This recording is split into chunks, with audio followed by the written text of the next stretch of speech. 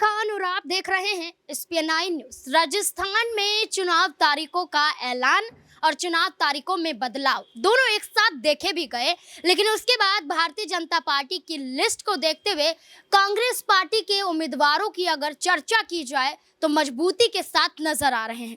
और राजस्थान में एक ऐसा चेहरा है जो यहाँ पर अपनी ही पार्टी के साथ साथ भारतीय जनता पार्टी और तमाम विपक्षी पार्टियों को चुनौती देता हुआ अक्सर नजर आया है, और वो चेहरा जोधपुर की औसिया सीट से दिव्या मदेरणा है।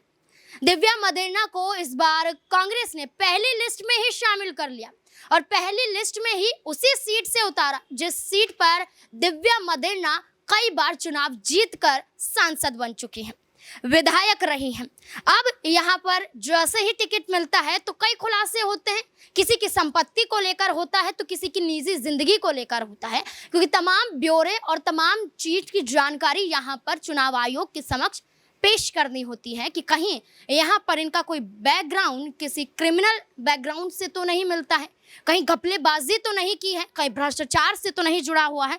तो ये सारी चीजें देखी जाती हैं और ऐसे ही दिव्या मदेरणा की निजी जिंदगी को लेकर काफी चीजें निकल कर आती हैं। और वो निजी जिंदगी का जिक्र किया जाए तो यहाँ पर बड़ी सादगी भरी रूप से दिव्या मदेरणा दिखाई देती है। सबसे पहले दिव्या मदेरणा की बात करें तो दिव्या मदेरणा 2018 में ही कांग्रेस पार्टी के साथ जुड़ गई थी।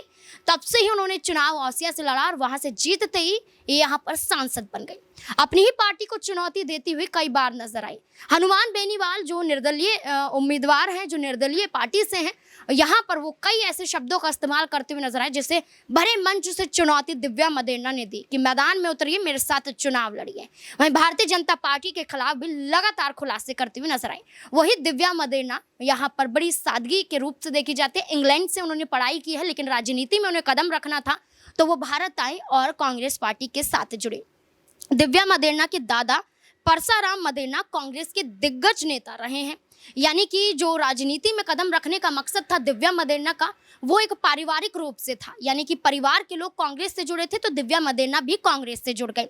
वे गांधी परिवार के काफी नजदीक रहे। उनके पिता महिपाल मदेरणा भी राज्य सरकार में कैबिनेट मंत्री रहे। दिव्या मदेरणा ने अपने दादा और पिता की विरासत को आगे बढ़ाने के लिए राजनीति में कदम रखा और राजनीति में कदम रखते ही निडर बेबाक तरीके से वो नजर आई। इसी के साथ साथ आपको बता दें कि दिव्या मदेरणा ने अपनी मां को भी एक बड़ा पद दिलाया। यहाँ पर उनकी मां 25 साल से जोधपुर की जिला परिषद की सदस्य रही, लेकिन उसके बाद उन्होंने, जैसे ही उनके पिता का देहांत हो जाता है, उसके बाद उन्होंने अपनी मां के लिए लड़ाई लड़ी और उसके बाद यहाँ पर उन्होंने अपनी मां को जिला परिषद का चुनाव जिताया और जिला प्रमुख बना दिया। उसके बाद राहुल गांधी के साथ उनकी कई तस्वीरें भी नजर आई भारत जोड़ो यात्रा के दौरान।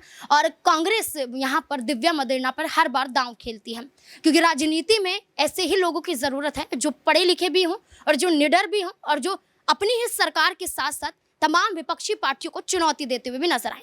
तो इनकी सादगी भरी जिंदगी थी और यहाँ पर इस तरीके से दिव्या मदेरणा देखी जाती हैं। इस मुद्दे को लेकर आपकी क्या राय बनती है? क्या वाकई कांग्रेस को इस बार इस सीट पर जीत हासिल करवा पाएंगी दिव्या मदेरणा? क्या है आपकी राय? कमेंट सेक्शन में जरूर बताएं।